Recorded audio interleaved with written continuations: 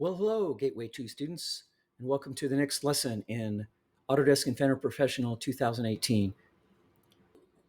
I'm going to show you that I have my original pegboard project, and you can see inside I have the pegboard assembly that I've already created in a previous video. I have a mallet, pegboard base, round peg, the side, the square cube, the triangle peg. You should be familiar with those models. And so now let's proceed to the demonstration. What I'm going to do next is open up the software and show you how to make a table real quick and put your pegboard and mallet on the table. Oh, I clicked the wrong thing. Just going to run it, sorry. It's telling me my license is going to expire. So anyway, if you get to this screen, you can close this, click New. You should get this pop-up window. You go Standard IAM, click, and then Create.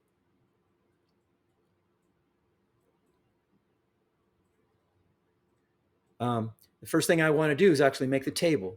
So you can also go File, New, Standard IPT, Create. And I'm just going to make a quick table for you. Start a 2D sketch, click on the XY plane. I'd say the center axis should be 30 inches, so you're going up. You can just click if you want.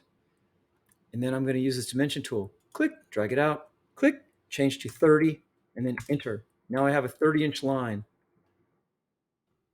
And again, you can press on your mouse wheel, zoom out, press on your mouse wheel. Now I'm going to use the line tool. Remember to have your finger on the escape button almost all the time, right up there in the left corner. So you click a line, drag it out, 24 inches, click enter.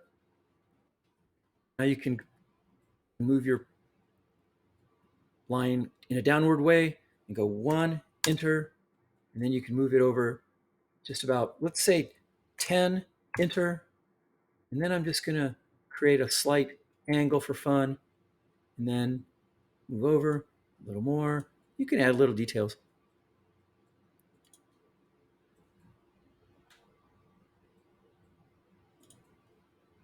You'll see.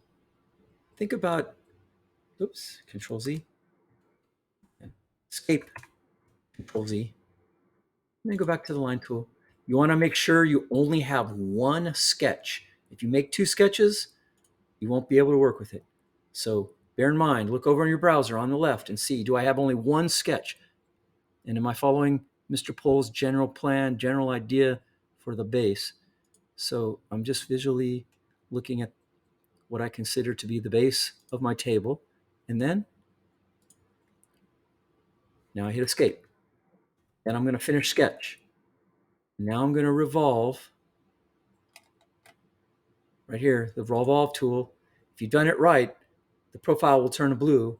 And then you can see the axis button is blue already. So that means I click on the axis and my object revolves. And then up here where the word default is, that's where materials exist. You can try different stuff. I like the walnut natural polished. And then you can go back and select different parts. Hold the shift key if you want multiple faces.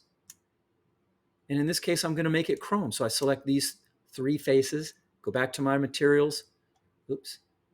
Sometimes there's a lot of information. It doesn't load as quickly. You might see a partial list. You got to be patient, let it load. It takes a while sometimes.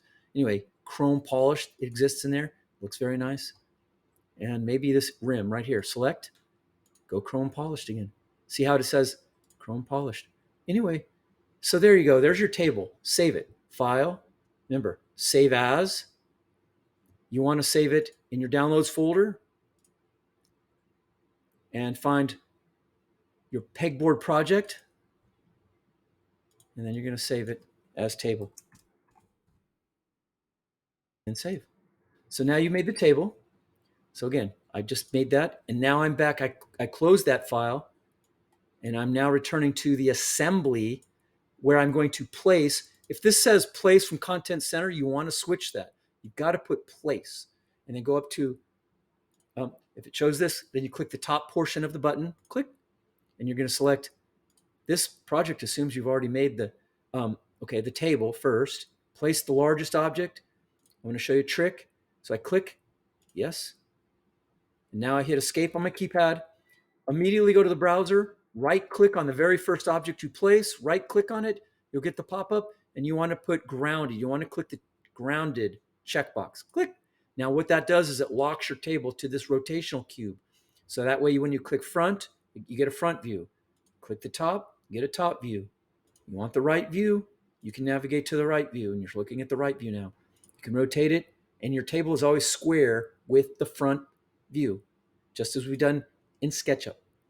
Now you're going to place, and again, this video assumes you've already made a pegboard assembly. So you're going to create, you're going to place, click. And now I'm going to show you how to select, this is called constraint. You want to constrain the bottom of this pegboard assembly to the top of the table by mating it.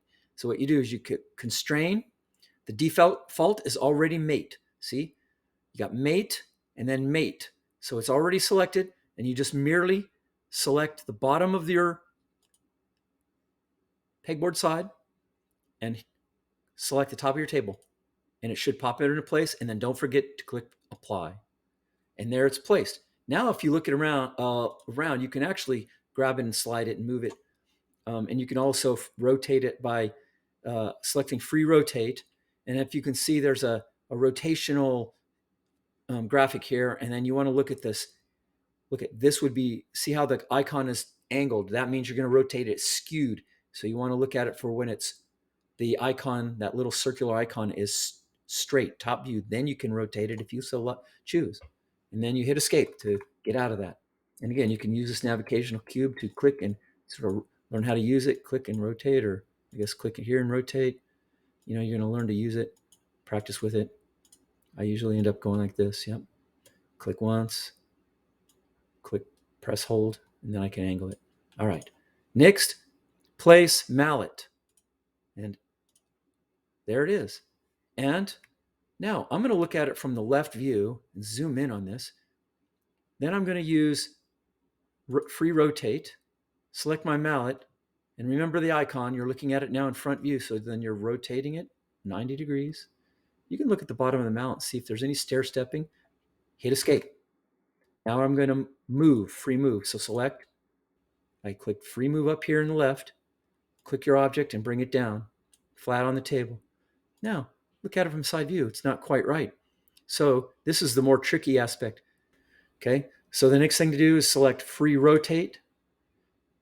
Now you can see I'm in the side view and my icon shows directly straight in front of me, and I just rotate it a slight amount. I'm going to estimate it. Then I can go back to move and grab and see. Does it look natural laying there on the table? I believe it's good enough. So then I go to top view again, zoom back out, and we can center periodically. So now, again, if I'm on the front view, I want to look at this, and I want to move my mallet, move it over here. And the final step to making a very nice scene, you're going to want to go to view, and under view, there's the orthographic, but you want to change it to perspective view. And you can zoom in, get it in a good angle. And then finally, visual style, turn it into realistic. And you could also apply ray tracing. Select ray tracing. And there you have a nice image. Now, hopefully, you can adjust your image. You can add more color to the various parts of the pegboard. That is what you can select and save. File, save as, final pegboard assembly. Final pegboard assembly or pegboard assembly final. Save. Now I've just saved the model. Oops, that was not good. Go back to the view. I don't know what happened there. Anyway, I want it back in perspective. I want it ray traced. Now I'm going to See, it says Pegboard, final Pegboard assembly. I want to go to File, Export, Image. Make sure to change it to like PNG, final Pegboard assembly PNG, save. That's the image you're going to want to turn in. Good luck.